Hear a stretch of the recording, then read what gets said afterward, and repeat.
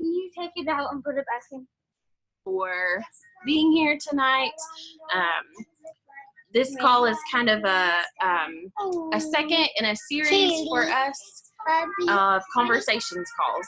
And so we at Carter County Drug Prevention did a call not too long ago about racism and just had folks kind of ask and answer questions and share stories. And so we've gotten lots and lots of questions about homeschool in the last several weeks. And that just so happens to be something that I am super passionate about. Mom, you're done? No, just a minute. And so I'm really excited to have everybody here tonight and do some conversations about homeschool. So the way this is going to work, we have some amazing panelists tonight who are going to answer some questions. And if you all will use the chat box to ask questions that you have that come up throughout the event, that will be super helpful. So we'll let the panelists talk, and then at the end, we'll take some time and answer the questions from the chat box if they're not answered throughout the call. I'm hoping that most of the questions will be answered by our panelists. We've got a really awesome group of women who have been doing this for a long time, and I hope will inspire and encourage you and be able to ask all of or answer all of your questions. So I quickly want to let them introduce themselves. If you all will share your name, who you homeschool, how long you've been homeschooling, and something you wish that you had known when you got started. So I will start. I gave all these really hard questions to remember here.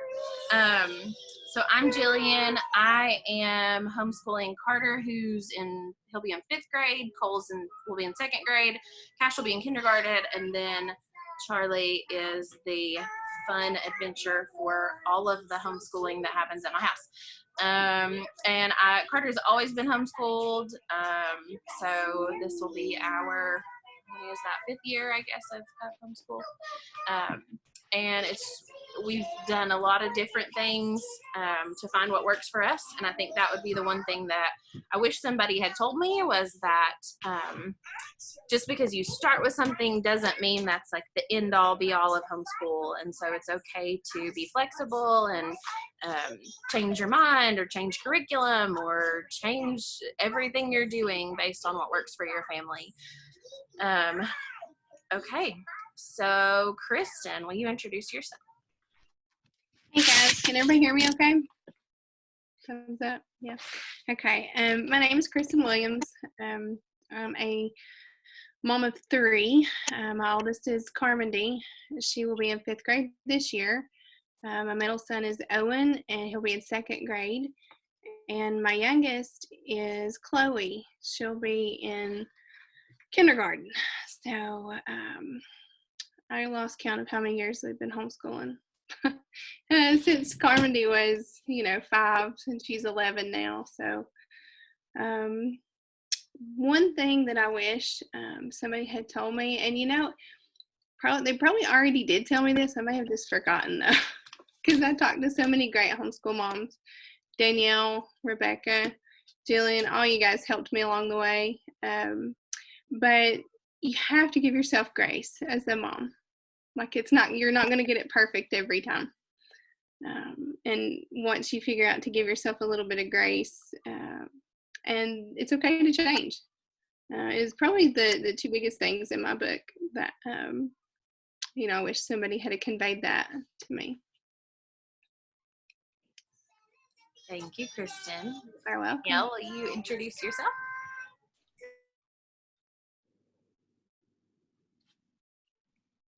There we go. Unmute myself. Did I do it? There we go. Okay. My name is Danielle West, and let's see, this is my 11th year homeschooling.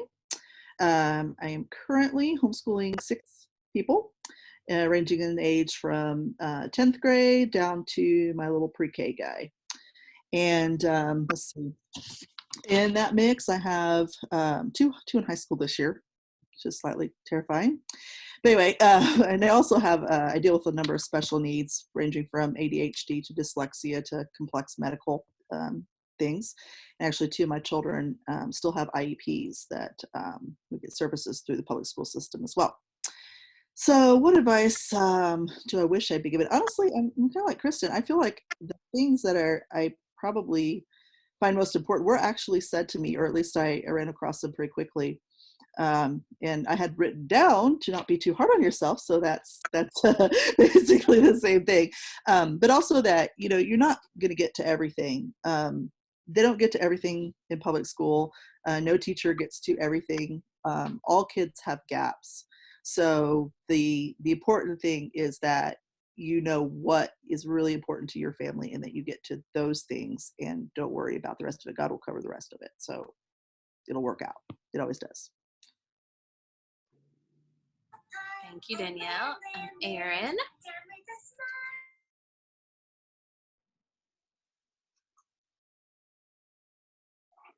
Yeah, I know. Hi, I'm Erin, and I'm homeschooling an 8th grader, 5th grader, and 2nd grader.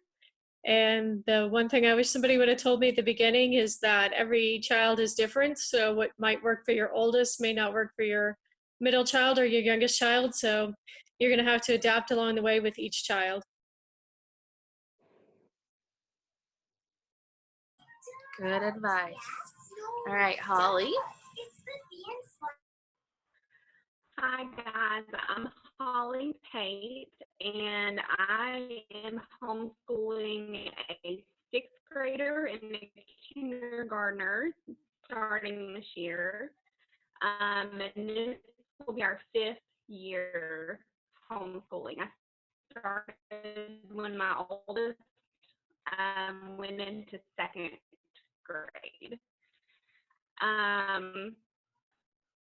And so I think the thing I wish that I had maybe not necessarily known, but just realized when I started is that it's okay to change, and it's okay if something doesn't work for your child. You just have to be open to navigating that and figuring out what works for them.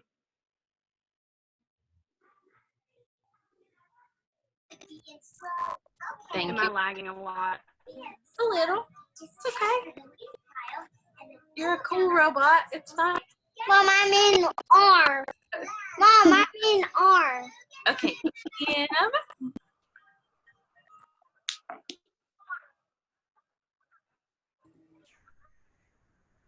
My name is Kim Nave. I am homeschooling this year Joshua, who's in 12th grade. Amy is in 7th grade, and Ryan is in 4th grade. This will be our 22nd year of homeschooling. Holy cow. And the last 5, I have been working while I'm homeschooling, so that's been quite an adventure in itself. The thing that I wish somebody would have told me in the beginning is that no two homeschools are going to look alike. Each family is unique, and the way we do things is unique, and it doesn't have to look the way everybody else's does.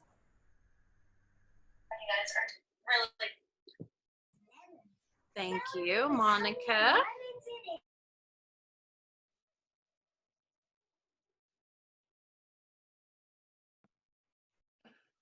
Technology. My name is Monica Calhoun, and I had a child graduate from Northeast State this year. And then I have a senior, a sophomore, and an 18-month-old. I also work at the Elizabeth and Carter County Public Library. And my advice is to enjoy it. It goes by way too fast.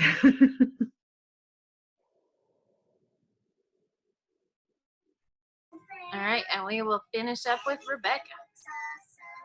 Hi, my name is Rebecca Edmonds. I am homeschooling Bella, who's in 8th grade this year, and Abby, who is in 5th. So this is our 9th year of homeschooling. And I guess in addition to all the other good advice everybody's always shared would be, don't freak out if they don't get it this year, because you'll come back to it next year and probably the year after that and the year after that. So if they don't understand hyperboles or multiplication, it's okay. You'll get it next year. Thank you. Mom, I did Okay. turn off.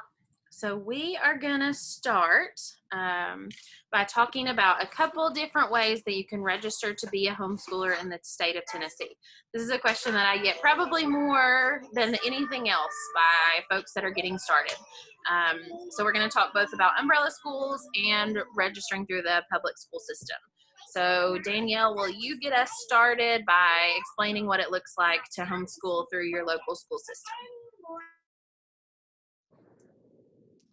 All right, so yes, the local school system way of registering, which is also known as an independent homeschool. If you're looking at the Tennessee state laws, that's the same thing.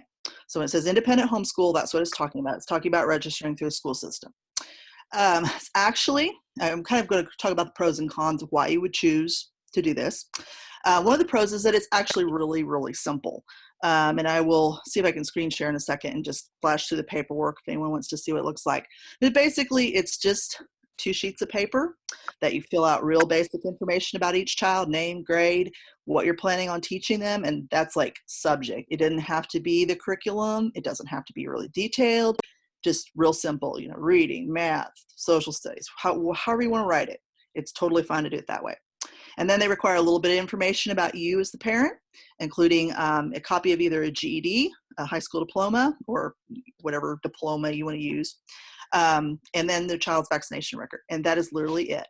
And you take it to the supervisor of the homeschool part from each school system has. You can either take it in personally. Some people like to do that so that they know it got there and they know it's been received. You can also mail it in. Or I actually had somebody say the other day that online that they actually emailed it in. Now that's the first that I've heard, but apparently that's also possible. I will say that a number of us that have mailed it in literally do not hear from our school system. So sometimes it can be a good thing to walk it in to make sure that your paperwork got there. In the 11 years that I have been mailing stuff into Carter County, I have heard from them once, and it wasn't to tell me they got my paperwork. It was they thought I had a 9th grader, and my kindergartner was a 9th grader, and they were calling me about testing. I was like, oh, you actually did get my paperwork, okay. Anyway, so the pros are that it's really easy to do. It also has a lot of freedom. They don't tell you what to teach. It's totally up to you. You choose your own curriculum and whatever you want. But then that's also one of the cons. If you go through the school system, you don't have the support and help. You don't have anybody telling you, well, if you're struggling with a child who's struggling to read, maybe you should try this curriculum. Or you don't have any of that support. You don't have any suggestions that way. And also with that freedom, all in that little bit of paperwork, all you have to do is turn in an attendance sheet at the end of the year. You don't turn in grades, just an attendance sheet. So again, if you want a transcript, if you want to keep track of what your child has done, that's all on you as the parent. And that also continues up into high school. If you choose to continue with the school system up through high school, it will be all on you to have that high school transcript that a college may or may not want to accept from you. It'll be all on you to create whatever diploma is created. Now you legally can do that. It's totally legal to create a diploma. However, the colleges don't have to accept it. So those are things to think about. It's kind of the con side. Another thing that can be a pro or con actually, depending on your viewpoint, going through the school system, you are required to test your children with the standardized tests in 5th, 7th, and 9th grade. Now, there's if you like to have your children tested, this is a free way to have them tested. So that may be a pro for you. If you don't want them tested, that's going to be a con for you. So those are kind of the pros and cons. Let's see what else to put on there. Let me see if I can really quick get my screen share to work and show you. Okay. Let's see if this will work here. Okay, there I think we go. So if you look at this here, you'll see at the top here is very, very straightforward. There's a spot for 4 kids, which actually a little bit of a problem for me sometimes, but real simple, just name, age, grade, don't even have to put their social security number. The subjects you're going to teach, that's it for the front page. And then the next page is your name as the parent, your contact information, and then the place for, you have a diploma, check that and copy of that if you're going to mail it in, and then their health records and you sign it, and that is literally it for the paperwork. And then that's supposed to be in before school year starts. It may or may, it's now legal in Tennessee. You can start homeschooling at any time. So there's no longer a late fee, and they're no longer supposed to be able to deny you if you decide to go this way in the middle of the year. Some school systems are a little bit fuzzy on that fact, but anyway. But the only other paperwork is the attendance sheet that you would submit then in end of May, June, whenever you finish your school year. That's pretty much it. The only other thing that I wrote down to talk about is it's also very common for people to mix methods, like I personally do. I use the school system in the early grades for my younger kids, and then I don't want to test my children, so I choose in 5th grade to go ahead and switch to an umbrella school. If I didn't care about testing, to be quite honest, I probably would switch in high school, just because keeping up with a high school transcript and diploma. I know people that do it and they're perfectly fine, but that's just not for me. So that would be what I have to share about that. If anybody has any questions, you can put them in the chat and I'll get to them. Thank you, Danielle. All right, next, Rebecca, will you talk a little bit about what it looks like to be registered with an umbrella school? So Danielle was sharing option 1 under the homeschool law in Tennessee. Umbrella school is option 2 under homeschool law. Basically, you have to choose one or the other. You have to be registered somewhere. And so an umbrella school, you'll hear it called a cover school or a church-related school, is your legal covering. You have to be registered with the school system or with a cover school when you start homeschooling. You can't teach for a semester or a year and then go back and retroactively register somewhere. You need to be registered ahead of time. I'm registered with Home Life Academy. There are a whole list of them listed on tn.gov under non-public schools. You can look at those. And the benefits of a umbrella school, like Danielle mentioned, they'll keep your transcripts, they'll keep your records. You do submit your attendance and your grades to them. And Home Life, where I'm registered, but they don't teach you, they don't tell you what to teach. You're able to choose your own curriculum. They also do not send a certified teacher to your front door to come in and teach your children. I know it's disappointing, but you still have to teach your kids. They only provide legal covering. The downside of that is, where Danielle mentioned going through the school system is free. With cover schools, you are going to have a fee, and those fees do range. Home Life is $25 for a middle schooler. The farm school is $57 a year, plus you have family fees with each of those. So there is an expense. Like she mentioned, that some of them don't require testing. And so that's a benefit. If you want to avoid testing in the lower grades, you can go with the cover school for that. And they also have counselors you can reach out to if you're having problems, if you have questions about high school credits and things like that. And they're really good about, you can email, you can call and say, I'm not sure if this counts as credit. And so they're really good for helping you out that way. And I think anything else. I think that's about all I was going to say. But like I said, I've been registered with HLA, and there's the farm school around here. There's one called FCA East in Blumpville, and I think they offer testing and things in their office. You just want to be careful that if you get online and find a cover school, make sure that they are accredited for the state of Tennessee. And there are accreditation agencies that cover this area. So you want to make sure you're not registering for a cover school that doesn't legally cover you in Tennessee. Quick story, when I first started homeschooling, I had a cousin who used FCA, so I jump on Google and find SCA, and it pops up, and I join, and I'm so excited. And I realized down the road that there are actually 2 FCAs, and I did not join the one in Blumpville. I joined the one in Kalamazoo, West Tennessee, which was still a legal cover school and was working just fine, until I noticed about a year later on their Facebook page messages like, I've been trying to contact you for 2 weeks. I haven't got a response. And then messages like, I need a copy of my daughter's high school transcript yesterday, and nobody will answer the phone. And I got a little concerned. So that's when I moved to Home Life. So pay attention when you register, where your school is, if that matters, and check things out like that. But make sure you're registered either with the public school, like Danielle detailed, or with the cover school when you start homeschooling, so that there are no issues with truancy. I'm done. Thank you, Rebecca.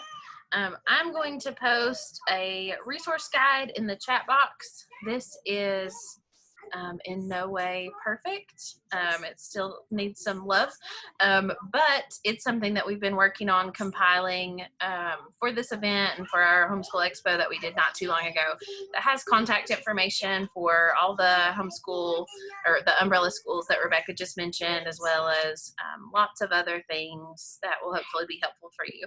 So I will put that there, and y'all are welcome to use it at any time tonight or in the future as you are on your homeschool journey. Okay, so there's this word that homeschoolers really dread hearing. It's something that everyone at Walmart asks you, you know, how are those kids getting socialized? And so we wanted to talk just a little bit about that. It's something that I would confidently say we've all heard at one time or another as homeschoolers. So Holly, will you talk a little bit about the importance of and the availability of co-ops and extracurriculars and kind of what it looks like to be a homeschooler in 2020? Sure. Like Jillian said, if you haven't heard socialization or been asked by a family member or a friend or a stranger, be prepared, probably coming. So yeah, and I'm sure a lot of the veteran homeschoolers on this call could agree with me that it is almost harder to not be involved than it is to just stay at home. So, you know, there are so many opportunities out there to be involved, to have your kids involved. Jillian mentioned co-ops, and I'll plug Teach, because that's the one that my family's been a part of for almost 5 years.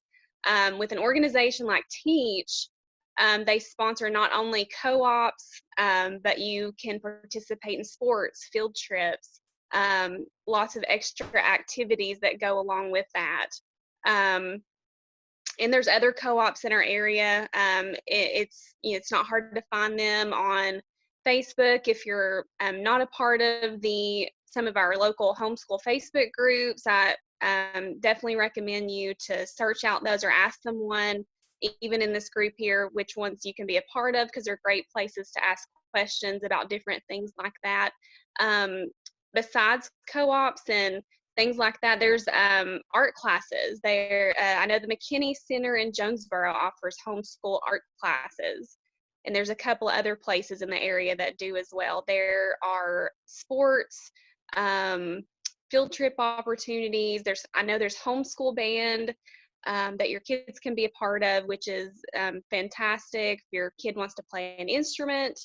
There are so many things out there for you to get your kids meeting other kids and being involved, and you meeting people. For me, it was really important that I get to meet other moms and get to be involved in that sense. It was great for me personally, just to get to meet others in that way. So yeah, there's a lot of opportunities out there to be a part of different things as a homeschooler.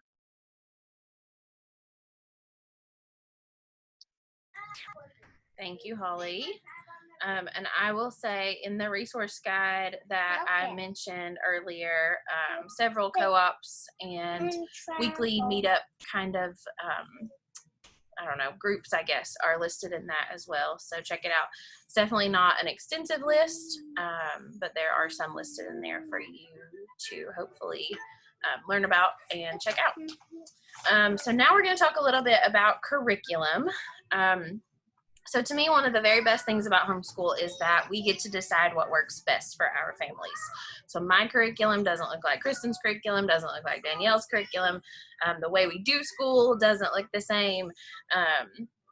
And so that's one of the things that I love, is it gets to really be school for my people the way we want it to be. I say this to a lot of first-time homeschoolers, don't be overwhelmed by curriculum. because the same way that books, booksellers sell to schools, they're marketing to homeschoolers too. And so it's really easy to start looking and get overwhelmed with all of these options and see thousands of dollar price tags and things that may be great or may not be what you want or need. And so I always just like to kind of put that disclaimer out there that there are literally hundreds of different options for curriculum.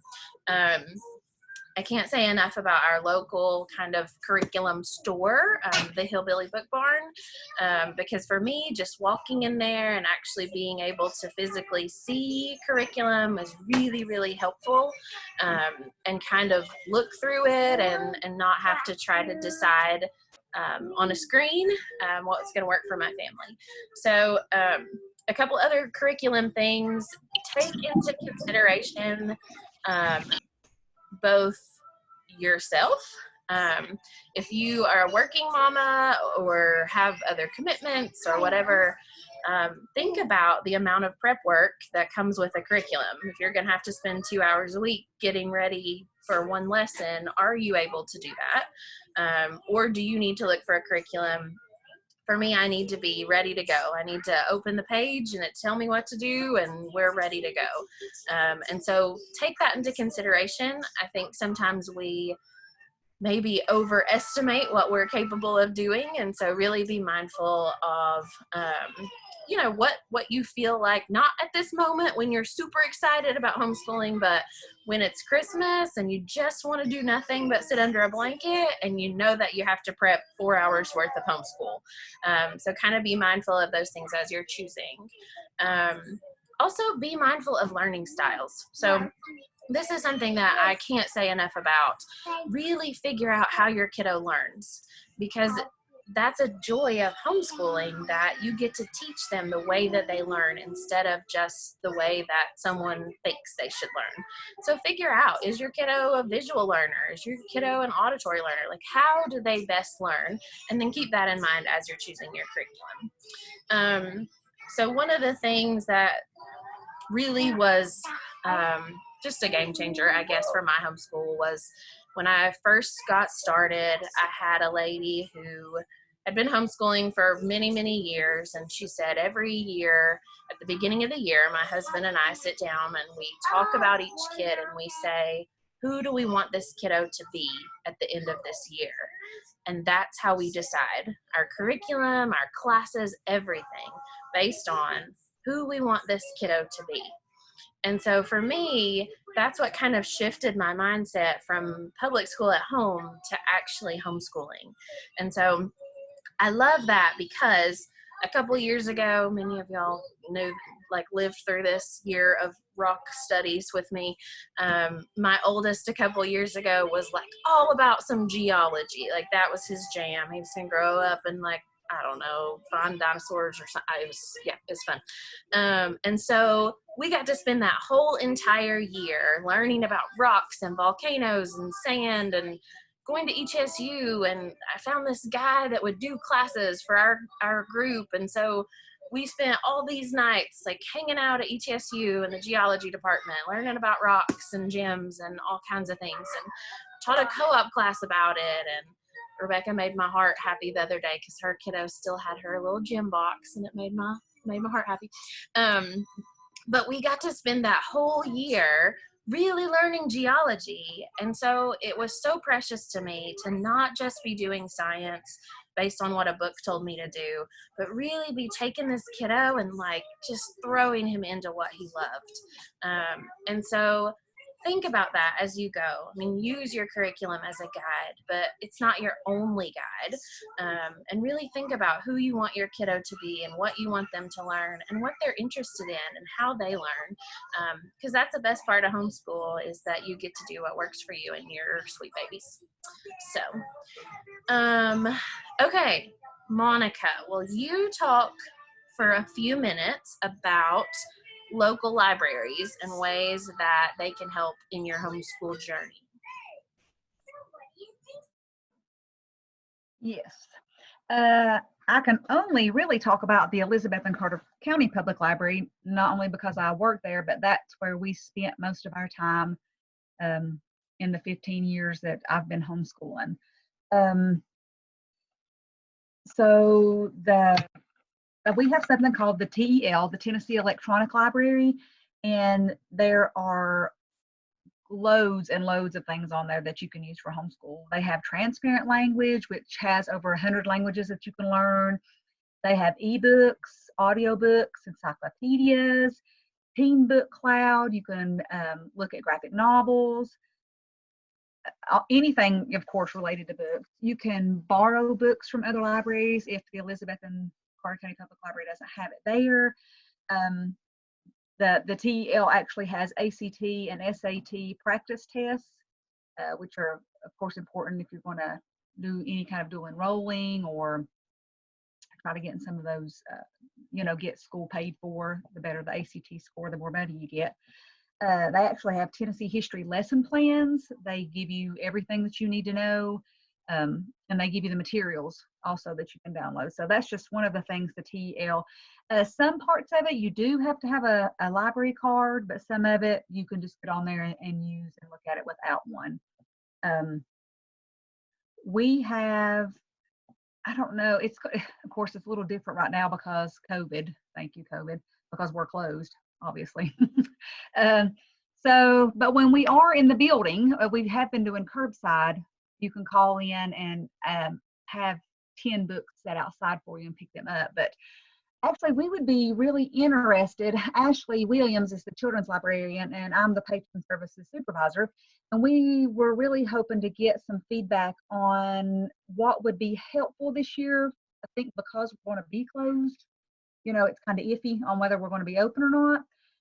If anybody would be interested in something like family book bundles or having things like a theme checkout bag. So let's say you're doing like Egypt. So we would put together a bundle for you, our DK Eyewitness Egypt and Who Was Cleopatra and Pharaoh books and a printed Egypt map, and just have all that together for people to check out. So if you can think of anything like that, we're more than welcome, more than happy to help any way we can for anything that you'd be interested in like that.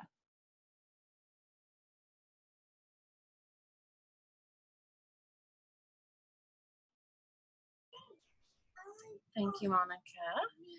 If you have any thoughts on the things that Monica just mentioned, please throw them in the chat box so Monica and Ashley can be thinking about those things.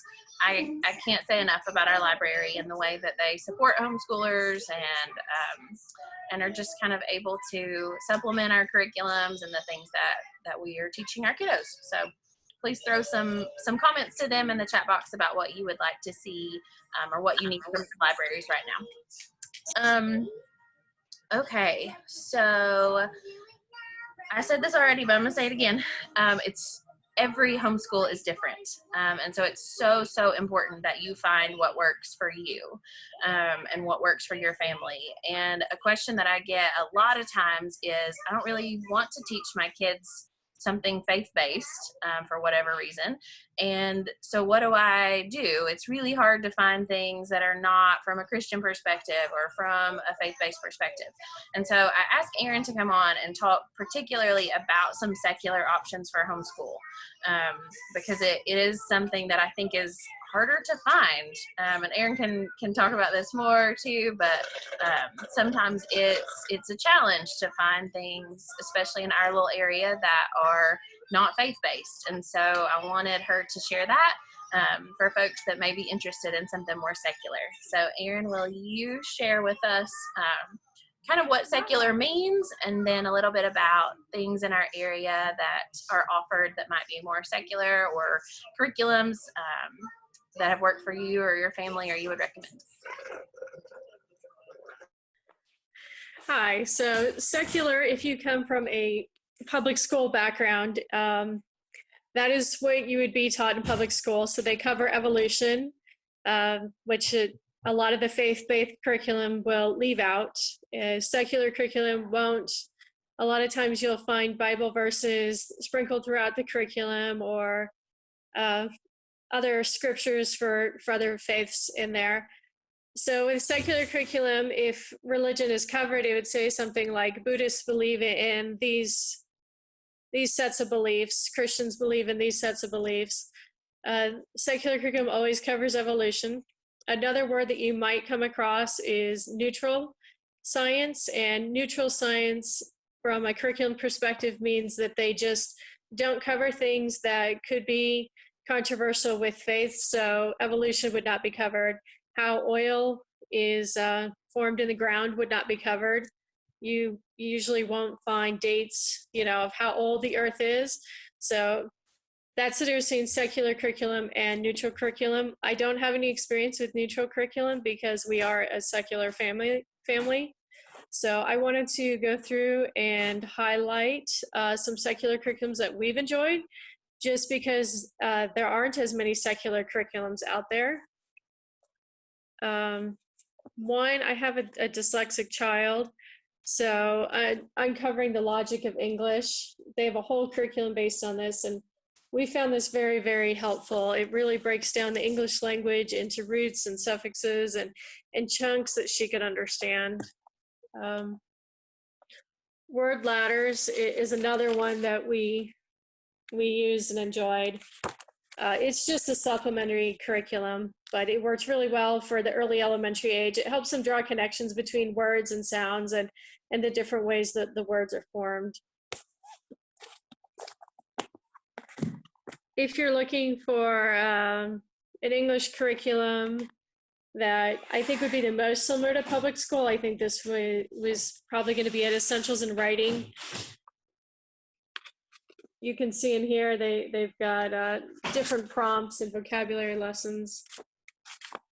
For the very English-minded child who's really good with words, they might enjoy Michael Clay Thompson. He's got a really cool curriculum that is very pithy. The wording is really always very neat. So he uses words like wild winds whirled and curled around the island. And this is when they are studying nouns and verbs and parts of speech, parts of sentence. So that's a fun curriculum. Science is, there's not as many secular curriculums as I've mentioned. So sometimes I found that you need to get creative.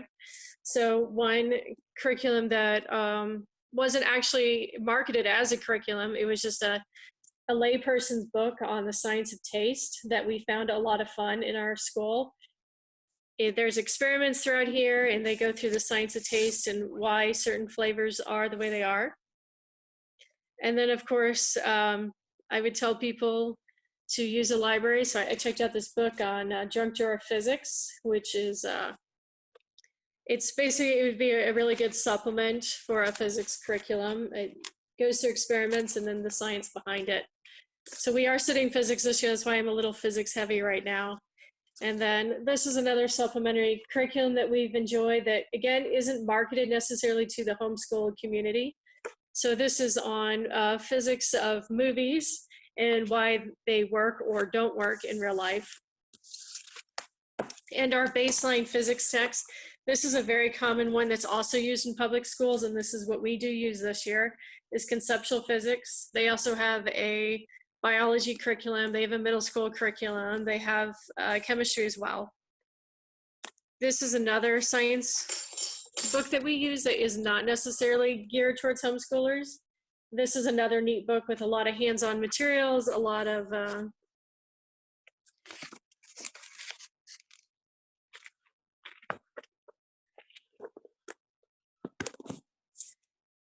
for people who are interested in the story of science, there's a really great secular curriculum called The Story of Science. It's in 3 volumes, and it covers history. It's very physics and math heavy. It's not very heavy on biology or chemistry, but it goes through the history of science in one big tranche. So Practical Geologist is another homeschooling book we've used that's not marketed to the homeschool community. So with secular curriculum, I'd always say be open, be creative. Amazon reviews are great. We've enjoyed Art of Problem Solving a lot for math. You can see this is their geometry book. I like this curriculum because I use a lot of challenge problems. Can you hear me, Beast Academy? Their younger curriculum is really cool because it's written in a comic book style, but don't let the comic book style fool you. This is real math. It's just written in a really fun way for students. And then it comes with these workbooks that they work through. And it's a very puzzle-based curriculum compared to a lot of other things. Like, you will never find like a page of like just straight multiplication tables. It's always written in a very fun, puzzly way, which I think my kids appreciate. Another curriculum that we use is Big History Project. And Big History Project is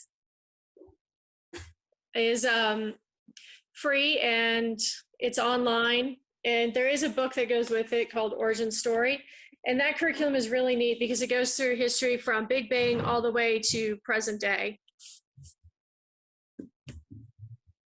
For US history, we have found we really like A Different Mirror and Howard Zinn's.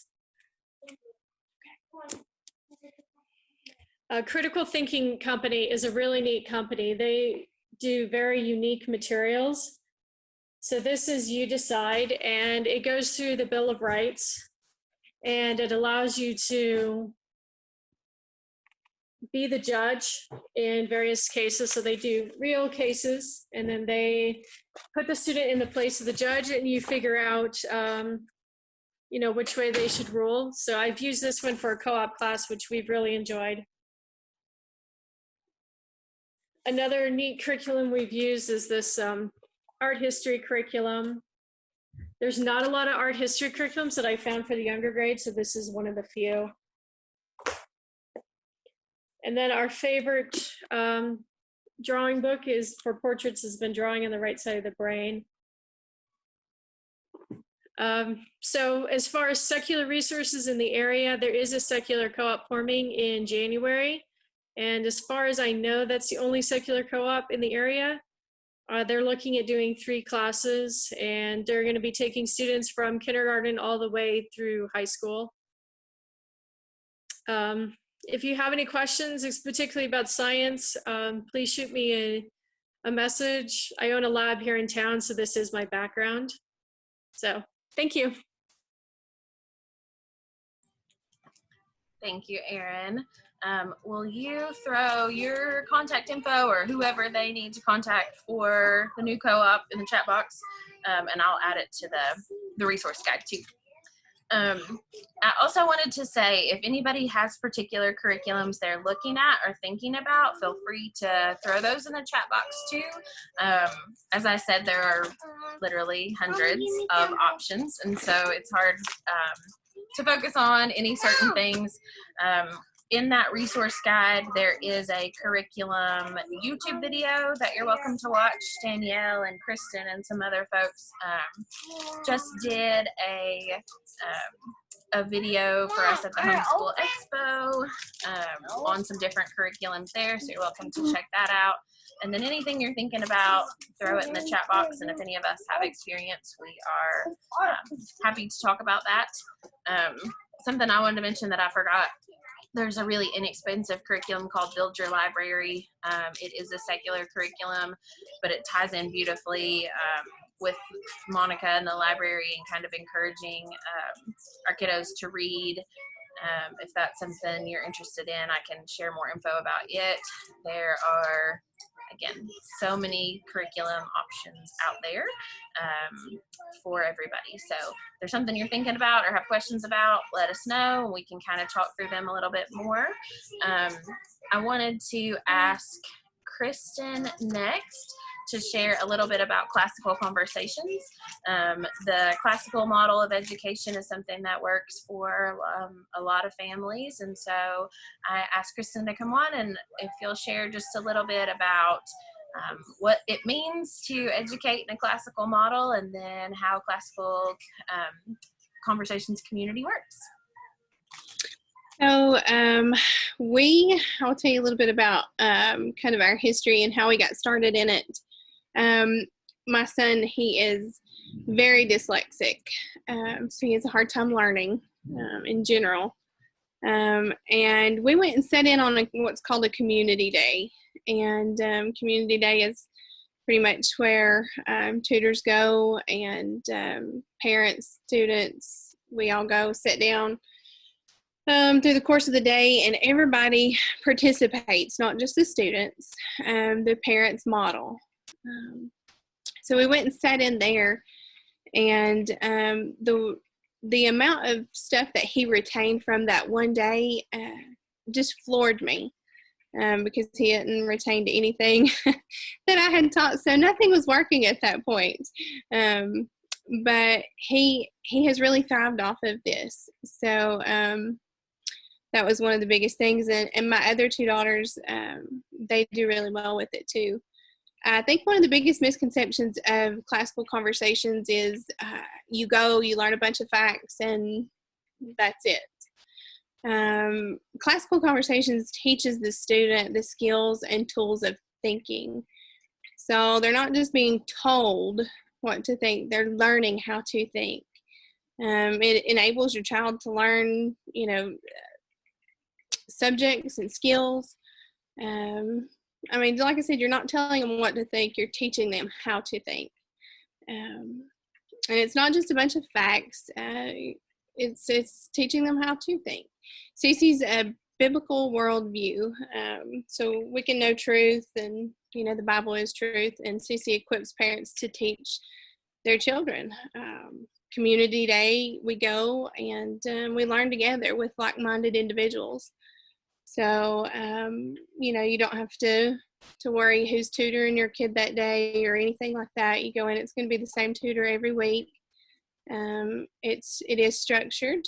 I wanted to share with you something that's in our foundations guide, that classical conversations, the model consists of 7 liberal arts. The first 3 are the art of grammar, which is training the brain to retain a foundation of knowledge in important subjects with emphasis on memory. 2 is the art of dialect, growing in understanding with emphasis on questions and discussion. And 3, the art of rhetoric, displaying wisdom and virtue with emphasis on the art of persuasion. So it's again, like I said, it's not just a bunch of facts that you learn. You're teaching them how to think. It says the Bible refers to these arts in Proverbs 24:3-4 as knowledge, understanding, and wisdom. So that's the 3 that we use, is grammar, dialectic, and rhetoric. Foundations goes K4 through 6th grade. You memorize and recite. Essentials is your 4th through 6th grade. You memorize, dialogue, and write. And your challenge is 7th through 12th grade. You dialogue, think, write, share, and lead. So, so that's our classical conversations summed up. And the community, I would say, if you miss the community part of it, you miss a lot, because the amount of people that you meet inside of the community that are like-minded, and the help that you get inside of a CC community, it's really great. It's if you miss the community part of it, you missed a lot of the curriculum itself, because it's a big part of it. So in Proverbs 23, it says, through wisdom a house is built, and by understanding it is established, and by knowledge shall the chambers be filled with precious and pleasant riches. And, if you think about it, as homeschool mamas, we're building that house by understanding and establishing it with knowledge with our children. Classical conversations is to know God and to make him known. And that's, the biggest thing we need to focus on with our children is to know God and to love him and to educate them and him. All right, thank you. If you are interested in more about classical, Kristen, will you throw your contact info in the chat box too? And that way you can reach out to her directly. I wanted to hit on a few things now that we have just received lots of questions about lately, that will hopefully be helpful for you all. So we're going to start with what high school homeschool looks like. High school homeschool is a little bit different, as you can imagine, than elementary and middle school. And so I have asked Monica to kind of share a little bit about her experience homeschooling high schoolers and just some advice for any people who are heading into high school or that's coming up at any point soon for them. So Monica, will you share sort of how it changes from elementary and middle, and support options, anything that you think will be valuable for homeschooling high schoolers? Sure. Like I said, I had one just graduate from Northeast, so that was real encouraging. Sometimes I think we as homeschoolers judge ourselves even harsher, I think, than public schoolers, and am I doing the right thing? When they get to college, are they going to be able to do it? So it's nice to have one go on and to be able to just fit right in, and sometimes in some instances do even better because you have the time and the patience to work with them and help them in some of the subjects that they might have some trouble in. High school, you almost have to be a little more intentional, I think, than elementary and middle, because now they count, the credits count for high school, and you're really having to think about what goes on their transcript. I really enjoy dual enrollment. Both of my boys, the senior this year, he's actually dual enrolling English 2 and American History at Northeast State. That is all online this year. But my oldest one enjoyed taking some dual enrollment classes before he actually started Northeast. That's my 18-month-old pecking on the window to try to get my attention. So,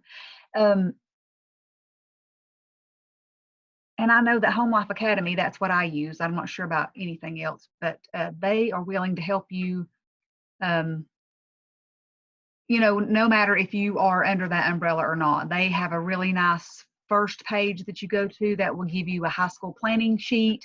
It tells you what credits they need to graduate, just kind of like a checklist. So that's really helpful.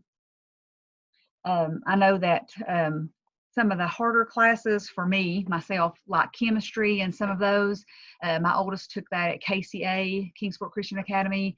I know that you can dual enroll a chemistry at some of the different, Milligan, I think, ETSU, Northeast, all of those are dual enrollment places. So if you don't feel like some of those classes you're qualified to teach, that there are places like that are available for that.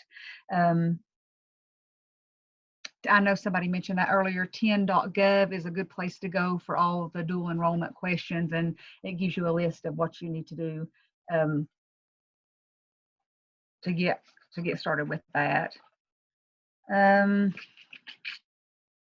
I talked about the library, and of course the Tennessee Tri-Cities Tennessee Homeschool Playdate and Discussion Group. If you get on there and ask any questions, usually somebody knows the answer and can help you out with things. Also, people that have already had kids that graduated, they are more than willing to help you figure out some stuff. Because sometimes it's just you're on your own and you feel a little bit overwhelmed, because it's really important that your child get the credits that they need to go on to whatever it is they're wanting to do, whether it's college or trade school or 10 Tech or whatever. So ask mamas that have already had kids to graduate what they did, or maybe even would you be willing to teach at the co-op? You have a chemistry degree, start a class like that for the local co-op. That's usually helpful.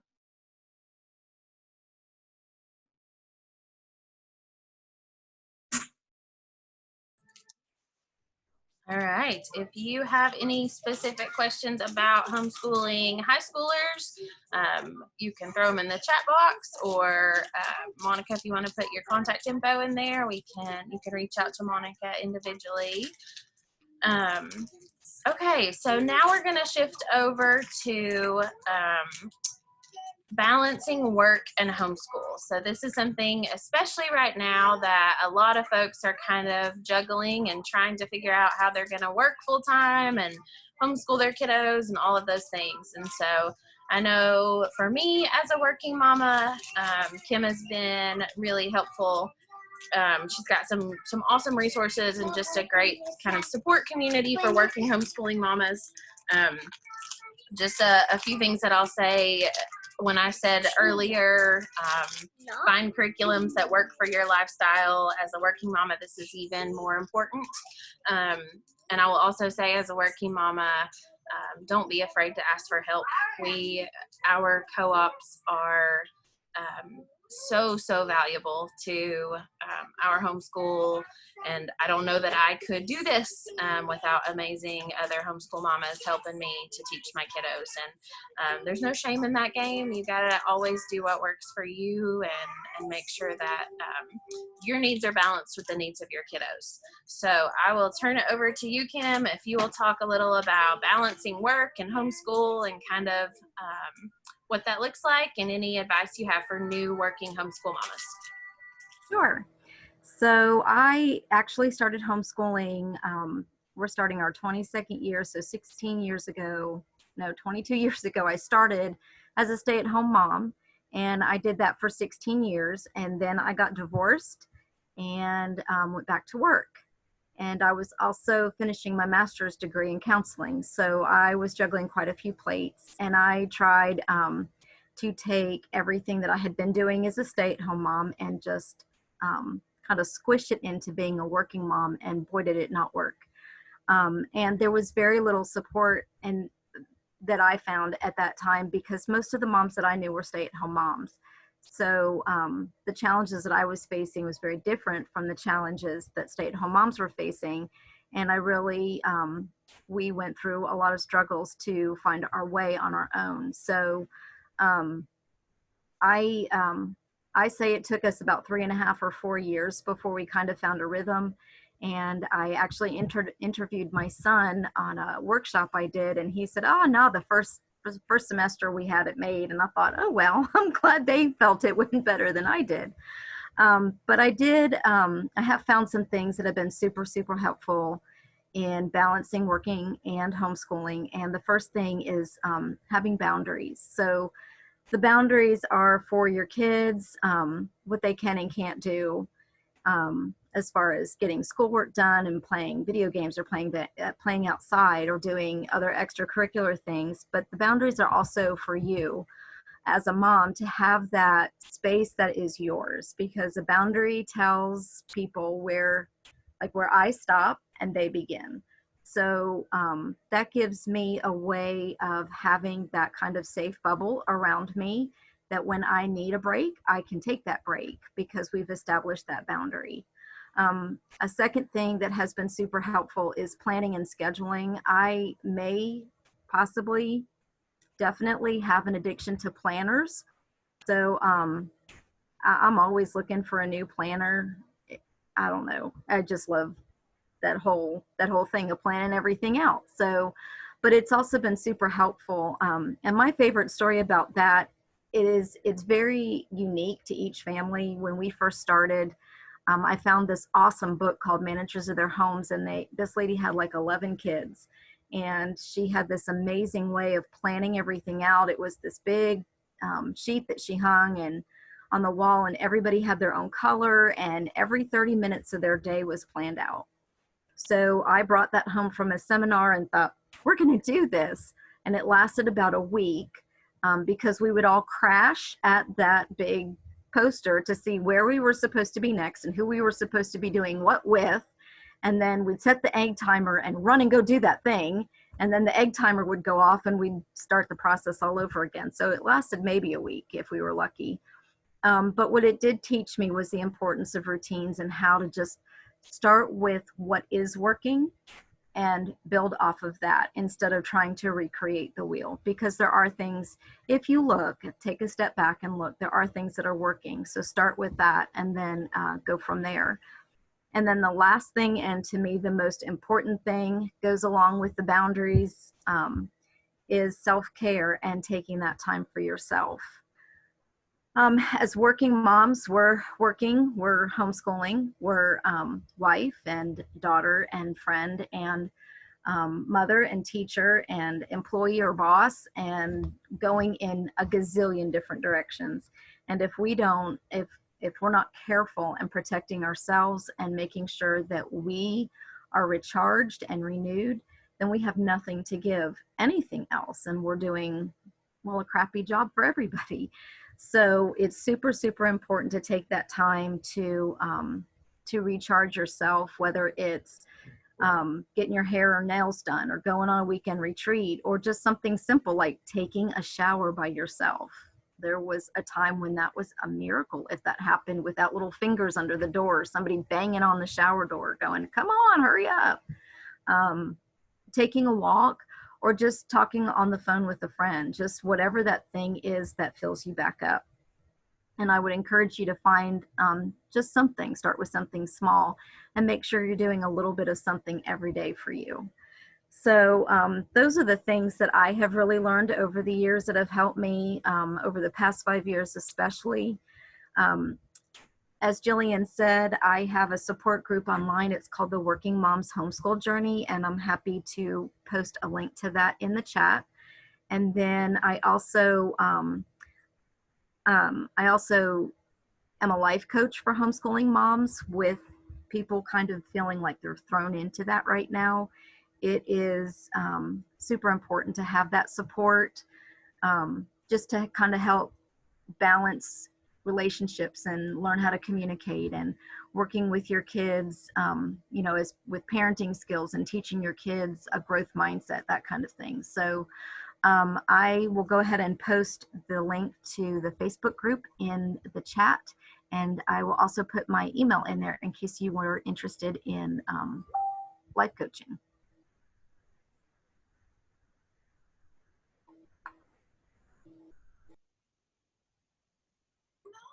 All right, thank you, Kim. Okay, so we are going to try this with Danielle. The weather is getting a little wild outside, I think, for all of us. And so Danielle has hopped on to her phone. So we're going to try to talk to her and see how it goes. A little bit about homeschooling special needs kiddos. So in the past, in our co-op particularly, we've had a lot of families who pulled their kiddos out of school because they were just struggling with learning in some way, and they felt like home was a better fit for them to meet their kiddos' needs. And so I wanted to talk, for Danielle to talk just a little bit about that, about meeting needs of special needs kiddos, and kind of anything that you can share support-wise for families who feel like they may need that, or whatever else you want to talk about with special needs kiddos and homeschool. Okay, well, I apologize for the freaky face. I basically have a flashlight to backlight my phone. The power is out here, so I hope I'm not breaking up too badly. I'll just talk and hope you can hear me. First of all, disclaimer, I am no way an expert. I am just a mom with a number of kiddos, special, and I'm always learning new things. The biggest thing I hope that you could take away from anything I say is just like anybody who has special needs kids knows this. You just have to fight for them. And it's the same way in the homeschooling as it is in public schools. You have to fight for the services they get. You have to fight to find them the right fit. It doesn't change where you're at. I mean, it's the same. That's it. First thing that you should know is if you're homeschooling, especially our child would be as far as your public zone school system. So legally, you absolutely have the right to ask the school system to test them for any, to evaluate them or test them for any disabilities that you're noticing, any issues that you're having, and the school system absolutely has to meet that request just like you would if the child were enrolled in their school system. And that's done for free for you. And now what happens after that is going to be a little bit different, of course. And honestly, it will vary. I'm afraid of, let me see. I can see. Anyway, it will vary based on your school system. I am fortunate to be in Clark County, and they are really very, very helpful. But I know that not every school system is. That some of the things that can say the same, like I have 2 children with IEPs. One received speech through the school system. The other one is OT and PT outside, but the school pays for it. And I had to fight for an IEP for that child, which actually they were helpful. I was told it couldn't be done, but Clark County was actually very helpful and did help me get one for a homeschool child. I don't know if you can hear me. Let me check and make sure y'all can even hear me. Let's see. Can you hear me, Julian? Okay, people aren't moving, so I'm afraid I was frozen. All right, so let's see what else I wanted to say, if I can read my notes at all. Okay. As far as IEPs go, if you're pulling your child from the public school system, you do need to think about the IEP. You don't automatically lose it when you leave. If you pull in the middle of the school year, the IEP is completely good for the remaining of the school year, and you can go right back in, and the IEP should totally continue. If it's been more, the IEP should still be good if your 3-year time period is still good. But they may want to reevaluate and change the goal against that, which of course is supposed to be done anyway. Of course, even if you're outside the 3-year period, you can reapply. One thing I do like to mention to people, because it's not something that they necessarily tell you, and that's about the individual education account. What that basically is the state will give you the money that would go to the school system for the services that the school provides to you as the parent for services. That's you have to look into it and see exactly what can be covered that way and all of that. I don't know that because I actually don't qualify for the IEP. I wish it did. It's very specific. You can only apply for an IEP for kindergarten as a whole if you always homeschool by the year they enter kindergarten. They've been in public school, otherwise they have to have been in public school for a year previous to when the IEP. So as my children have always been homeschooled, and I did not know that I had to do it when they entered kindergarten. So that's one thing, a good thing to know about. And if you have you want any more information about that, I'd be happy to tell you what I do know.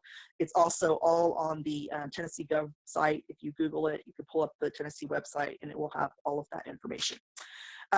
Additional things, there are a lot, you can find tutors and people that are willing to help with things like dyslexia and that kind of thing.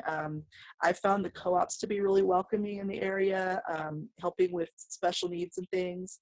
And, I always do recommend that you definitely find support people to help you. There are online groups. There's definitely support out there. But again, it's just like anything else with special needs kids. You gotta fight for them. You gotta go out there and look for it. So that's, I think, basically all I have off of my notes. I can barely read.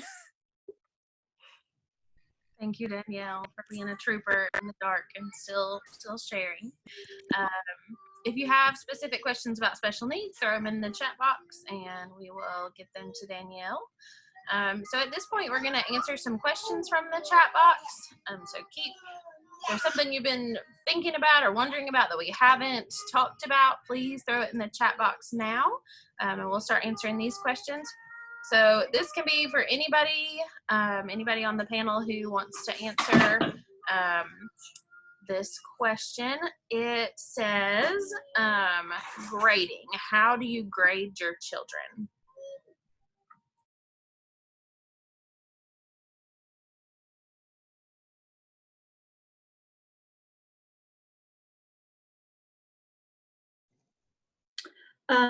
So grading, a lot of the cover schools, and I know Danielle with the public schools, a lot of times in the lower grades, you don't have to even assign a letter grade if you don't want to. You can do satisfactory, unsatisfactory, needs improvement, whatever. My kids are 5th grade and 8th grade, and we use, we have more of a school at home approach. I know. So I use the grading scale that comes with my kids' curriculum. And I just use an answer key and grade it like a teacher at a school would. I do sometimes, if they bomb a math test and they didn't really understand, I'll go back and work through the problems with them. And if they can correct them, I'll give them half credit or something like that. But a lot of moms do that differently. And I know a lot of moms in the lower grades don't even assign a number letter grade. They can just do satisfactory, unsatisfactory. So I do more of a school top grading system with my kids. So I'm sure one of the other moms here that doesn't do that can chime in and give an opinion or a system of a different grading system of not doing grades. So.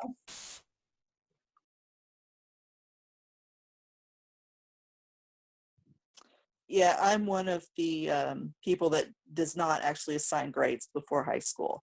And that's because most of the curriculum that I use is not very, does not lend itself to evaluation. I don't give tests in the younger grades at all. They really don't start getting any kind of testing until middle school.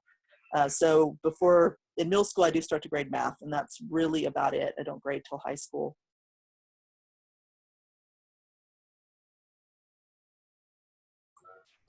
So I'm going to share my screen. My kid would die, just kidding, if he knew I was showing you all his grades. So I wanted to share, this is home life, and this is so this is my big kid. These are his grades for last year. I'm probably an over documenter, so please don't judge that because I really like to capture everything he's done. But you can see with home life, can you all see my screen? Can you see it? Okay. So you can see with home life, like this semester, we're doing this history study with the O Freedom curriculum. So this is what home life asks for you. Again, this is one umbrella school out of many. It's just the one that I happen to use. So I'm going to kind of show it to you. So this will be for 5th grade. This is starting up this fall. And you can see for course info, I have just listed the curriculum that we're using there. The O Freedom. And then when the semester is over, so right now we're in progress. So then when the semester is over, you see you can choose here a letter grade, or at the bottom, as what somebody was talking about, you don't actually have to give them a letter grade.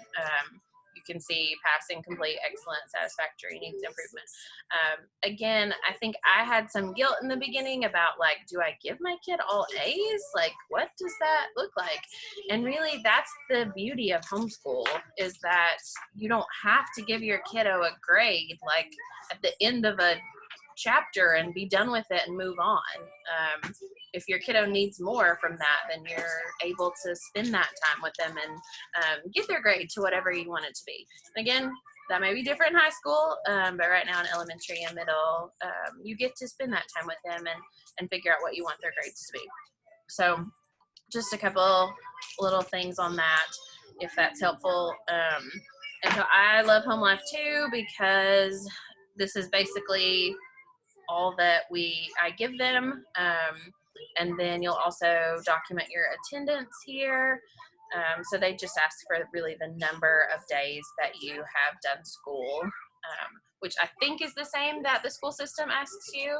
Yes, Danielle, maybe? She might be frozen. So they just want to know the number of days of school that you've done to make sure that you get your 180 in. So I've got a couple questions sent to me privately. I will ask everybody. One says,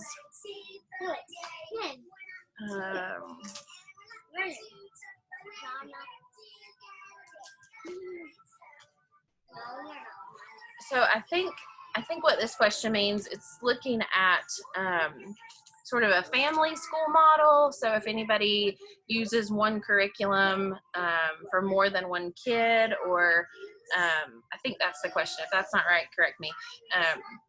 So basically, like, are there curriculums out there or systems out there that are more targeted at the family learning together? Hey, I can chime in on this one. Classical Conversations is a curriculum that is targeted for families, not just individuals. However, it can be used for just individuals, but my fifth grader, second grader, and kindergarten, they all learn the same things, minus math and your phonics. So it's a complete curriculum minus your math and phonics. And then once you hit fourth grade or 9 years old, whichever comes first, then you do your language arts. And we use Institute in Writing, IEW, Institute with Excellence in Writing, I think it is. So, yeah, they learn the same things. They seem to do really well with it, too. That was something that when we first started homeschooling was driving me crazy, because Carmody would have so many different things to do. Owen would have this to do. I just couldn't find a good balance between them all doing something different all the time. And I didn't want to spend all day, in books. So them doing Classical Conversations has really brought it to, a good time frame for us, and everybody can do it all together. It's really enjoyable.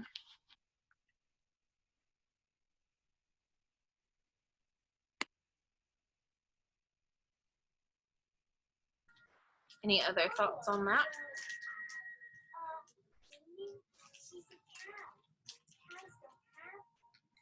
I will say, yep. Danielle's gonna. But I do use.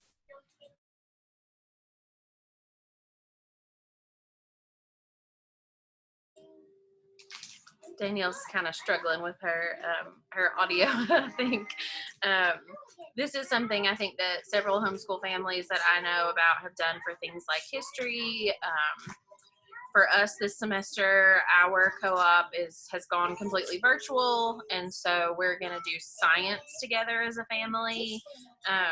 This semester, we've got some awesome teachers who are doing some STEM classes and fun Friday science with different experiments each week. And so that's going to be kind of comprehensive for all of my kiddos this semester, and what we're going to do there instead of separating them out. And so it's definitely an option if it's something that you're looking at to kind of have your family all together and take a little bit of pressure off. Anybody else have thoughts about that one?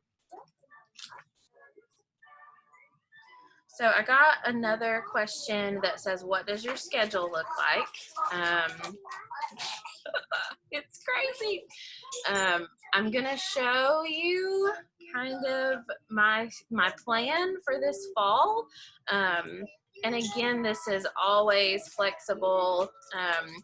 I will say, as a working mama, I feel like it's more valuable for me to try to have, and Rebecca, you like comment on this too, or whoever, it's helpful for me to know which role I'm going to be in which days.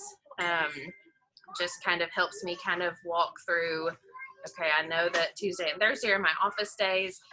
The hardest things for me are boundaries with that and not letting those things overlap, saying I only work on at certain times, or I only work on homeschool at certain times. And so that's a little bit tricky sometimes, but I do encourage you to try to set boundaries for yourself and kind of stick to them. So I'll show you, this is kind of my plan for the fall. And please, anybody else that wants to grab their schedule, please do.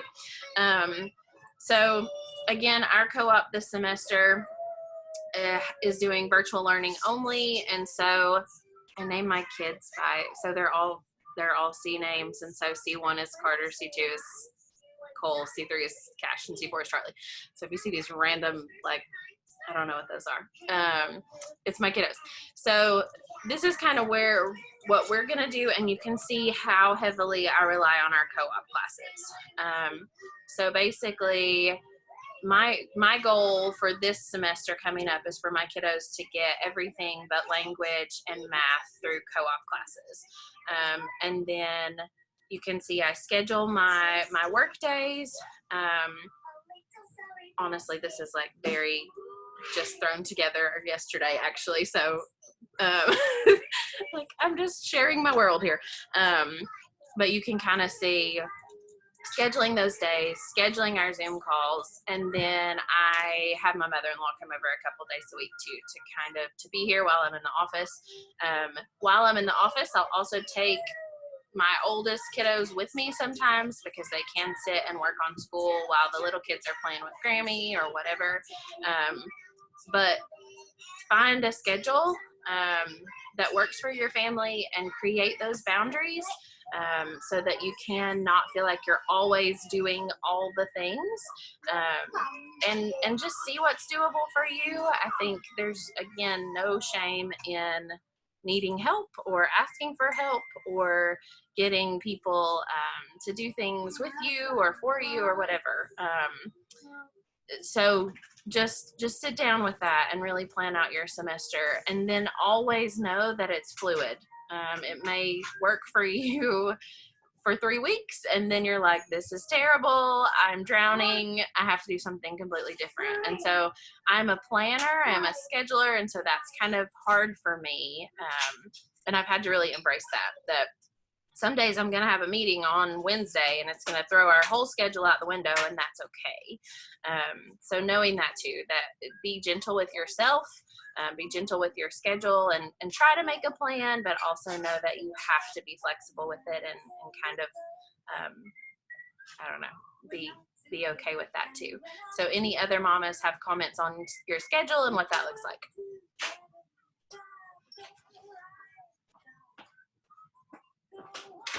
So I work a little bit, not as much as Jillian. I'm a dental hygienist, but I only work PRN when someone's going to be out of the office. So I usually know a pretty good amount of time ahead of time when I'm going to be working. So what I do is I just start our school year really early. We started last week. We would have started earlier, but we had a trip that kind of interfered. So I started school last week. So I just start early because I know, the first week of September, I'm going to work Monday through Thursday. So the kids just won't have school that week. So we just start early so we can be real flexible. I used to have my mom or my husband fill in and teach, which worked really good most of the time. But the last few months, I've just been, saying, hey, let's let the kids have these days off to just kind of have a break from school.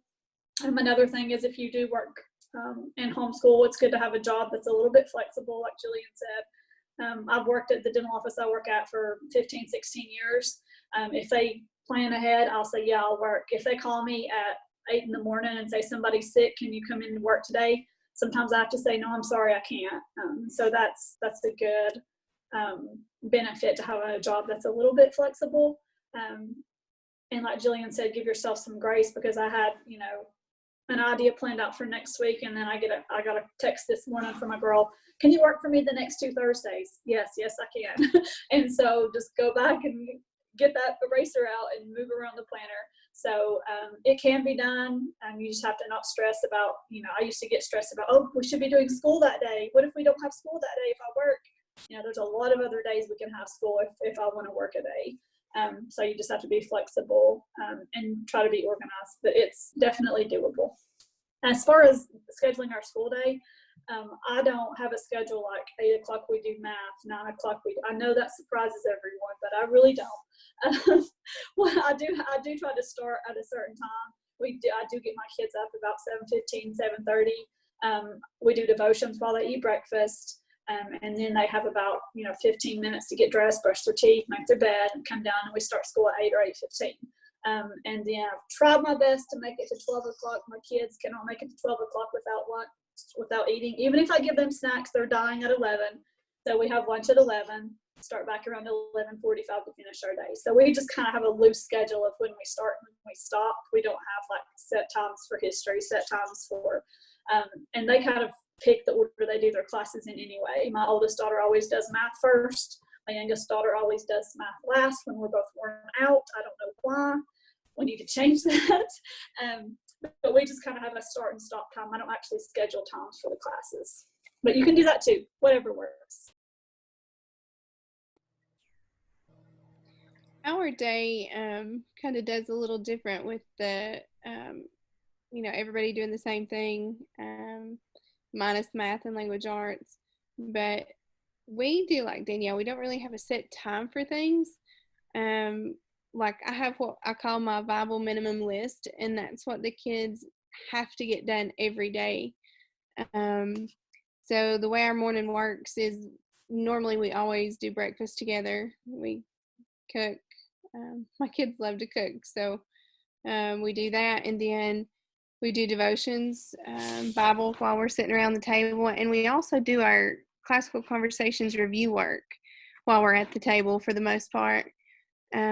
So depending on if the kids are feeling it that day or if they're not feeling it, we'll either move on if they're not. If they're really enjoying it, we may go watch a documentary about some history sentence that they're learning about, or, just something that piques their interest, or review for longer. But after review's done, both of the kids go do math, and then I work with both of them separately on language arts. So usually by 12, we're doing good to make it till 12. I usually lose attentions around 11. So we don't really have a set schedule either. It's just certain things that, needs to be done every day.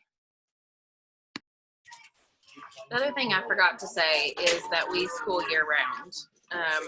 I started trying to do 2 semesters and get everything done, and I felt like I was turning down opportunities for education to sit and be at home and make sure we got worksheet work done, and I just didn't feel great about that. And so we shifted to year round. People are like, what, your kids don't have a summer? And I'm like, well, my kids do like 3 hours of school a day, they're fine. We go to the park every afternoon, you're good. And so really, even with that, think that through, that you don't necessarily have to have like 2 semesters, traditional kind of layout. We just kind of wrapped up last year and have a little month off, and are going to go on into the next year. And so think about that too, that your days, there's just so many different ways that you can schedule that works for you. Kim, you got stuff to add? I think I jumped in front of you. Oh, you're good. I was just going to add that the job that I just left was so not flexible.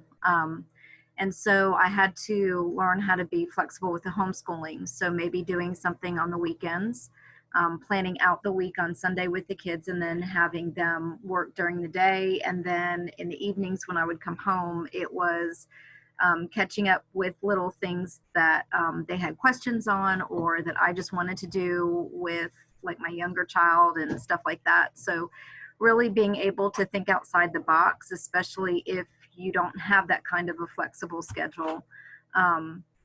This semester going back, we'll be doing school in the morning, and then I'll be working in the afternoon and the evening. So that's kind of, that's where my fantasy is anyway. So that's what I'm hoping to do this time around. And I don't, like y'all, I don't have like we do math or English at a certain time. It's just we're getting up and starting and hopefully done by noon. So.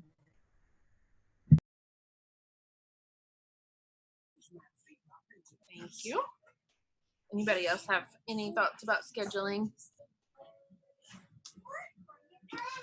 The next question is really talking about younger kids. You can see my kiddo kind of running around here. But this question says, how do you navigate homeschooling with little ones running around? And so I can talk about that for just a second. I always say, people are like, what's the hardest part of homeschool? And I'm like, the babies are the hardest part of homeschool. Because it is just tricky. And again, I had a lady tell me in the very beginning that it doesn't matter where you homeschool or how you homeschool, or if you get it done at nap time or how you get it done. not to beat yourself up over that. There's a lady that I knew when I first started too that talked about how she homeschooled in the bathroom for about a year because the only way she could keep her little kids occupied was to put them in the bathtub. And so she'd stick them in the bathtub and her big kids would do school right there in the bathroom. And in the beginning, you're like, what in the world? I will never be doing school in the bathroom. And you just never know what's going to end up working for you, and just kind of going into it, being okay with whatever your day looks like, or whatever, thinking about whatever needs your kiddos may have, is okay. It can look however it looks, and it'll be fine. Anybody else with littles want to comment on survival of preschool?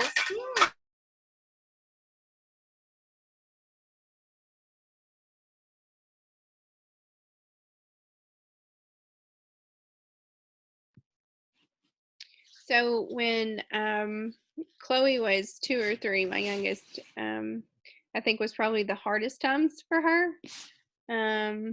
Probably around the age of 3. She wanted to be involved with anything the kids were doing, the older kids, which it was easy once we, started doing classical conversations. It was, I could involve her, and she could do the same as they were doing. They would involve her, and they would think it was cute. So I pretty much scheduled her nap times when we were doing math or language arts, and I needed to be one-on-one with the older 2. So that was our saving grace, was nap time.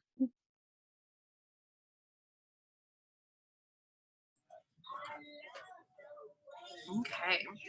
So this question says, worried about socialization for my teenager and pulling her out of public school and her feeling alone and isolated. I don't have a teenager, so y'all can jump in and kind of comment on this too. I can't, again, say enough about co-ops and extracurriculars and all of those things. When somebody asks me about socialization, what I like to say is that my kids are not just socialized in a classroom, which to me is not a whole lot of socializing, but we are socialized in our community. My kiddos are doing service projects with the senior center and engaging with older folks and working with younger kiddos and adults and just all different ages. And so that's one of the things that I love, is that my kids, I don't think, have ever felt that lack of socialization, because we are both with people their age, their peers, at co-op and at kind of homeschool events. And my kiddos still play sports and do all of those things. And then we also get to be socialized in different ways. So they know not just how to talk to other second graders, but they also are able to talk to adults and work with seniors and work with toddlers and all these different things. And so it's really cool for me that your kid, as a homeschooler, gets to kind of socialize in different ways.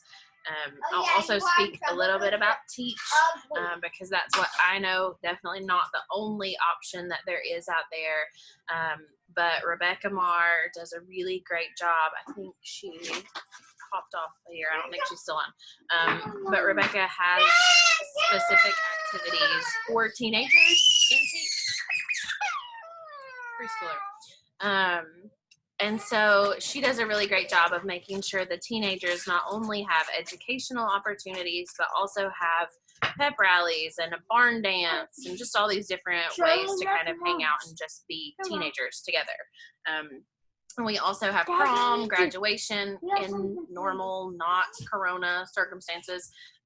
We're able to offer those things as well. And so a lot of homeschool families are on this journey with you, with teenagers, and navigating what that looks like, and trying to figure out, how do I keep my kiddo socialized and engaged with friends, but not necessarily in the public school sort of traditional system. So anybody else with actual teenagers want to add to that?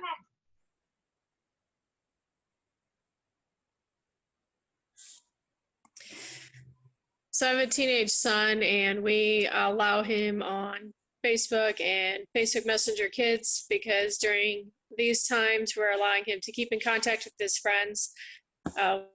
We're not a big electronics family, but we have loosened up during these times because they are not getting the socialization as much in person. We also allowed him to join an online gaming group to keep in contact with his friends.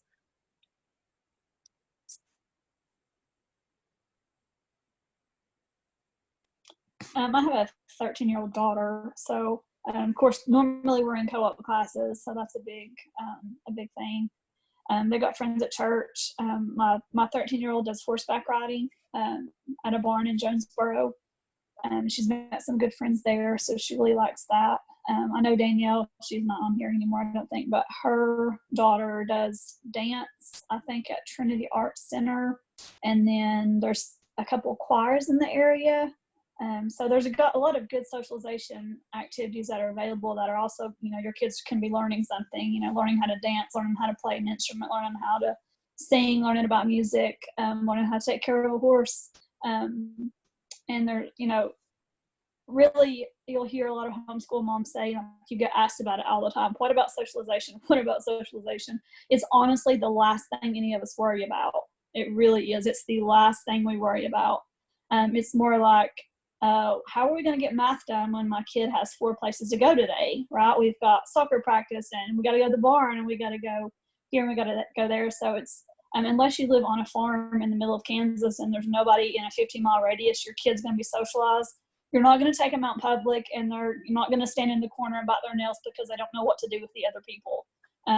Just find some activities, get them out in the neighborhood. Like Jillian said, there's service projects they can get involved in. Find a sports team, find a club they can join.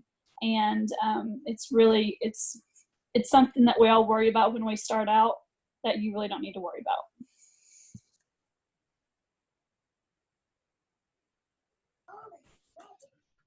This is the last question that I have, so if you have any more questions, let me know. It says, you mentioned sports. How does that work with homeschooling? So I will kind of throw that to teenage moms too, if any of you have navigated that. But I will say for us, playing rec league sports, nobody knows or cares if you're a homeschooler or go to public school or not. And those options are usually available through all of elementary school. We have several local homeschool groups that offer homeschool sports, Teach, Kachia, all have kind of volleyball, cheerleading, basketball, lots of different options for middle and high school. And then there are so many options for sports outside of homeschool that are kind of open, travel leagues and all of those things as well. And then the last thing I'll say about that is just that please always be aware that the Tennessee state law says that homeschoolers can play public school sports. And so don't let anybody tell you otherwise. If your kiddo wants to play sports on a public school team, then that is a thing that should happen. And so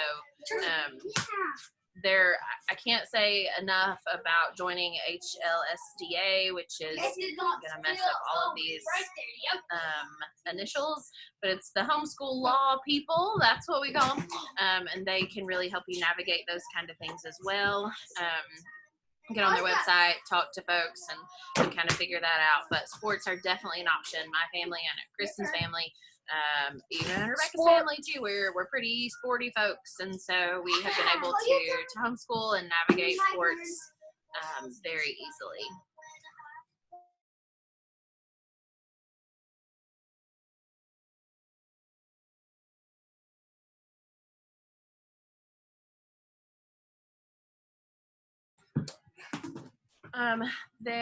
Thank you, Rebecca. She posted the link for you.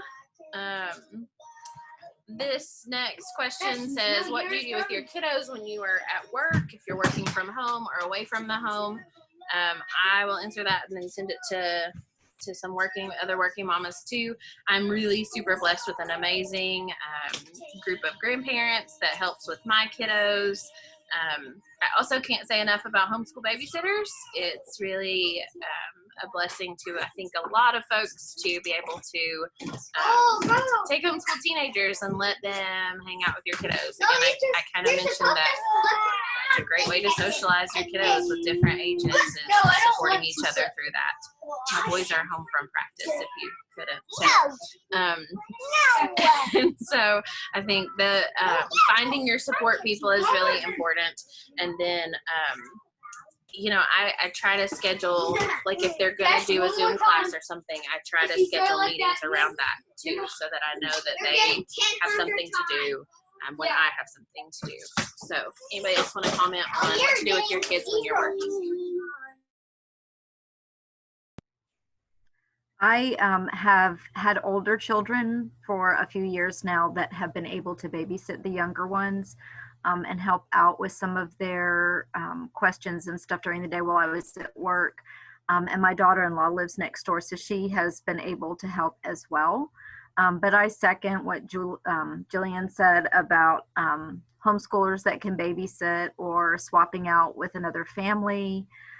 Just homeschooling is all about being creative, really, and just finding that thing that works.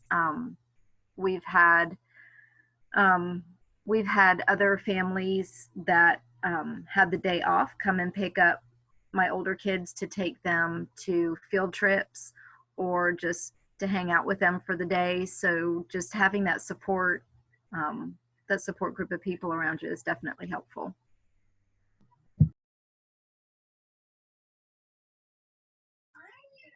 Okay, anybody else have questions? Anything you want to know? Anything we didn't cover?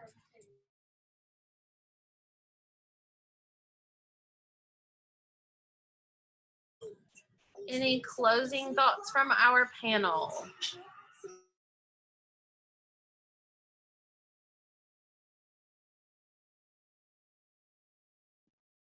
Hey, I would say to all the mamas that are, you know, just on the fence thinking, well, what should we do?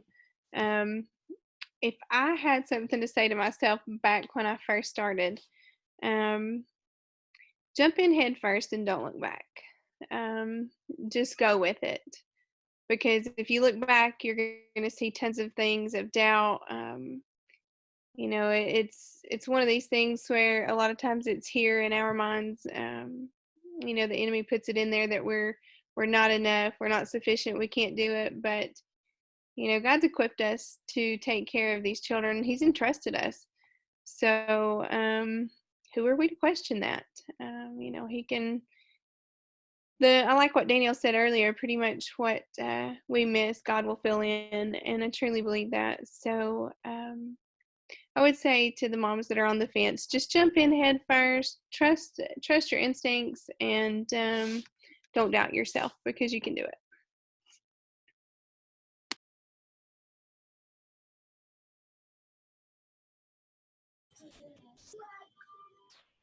Okay, well, thanks to everybody for being here tonight. We had a lot of folks who have messaged and said that they lost power or lost service because of the storm. And so we have recorded this, and we will post it to our Facebook page later tonight. So anybody that missed it can watch it later. So thanks everybody for being here.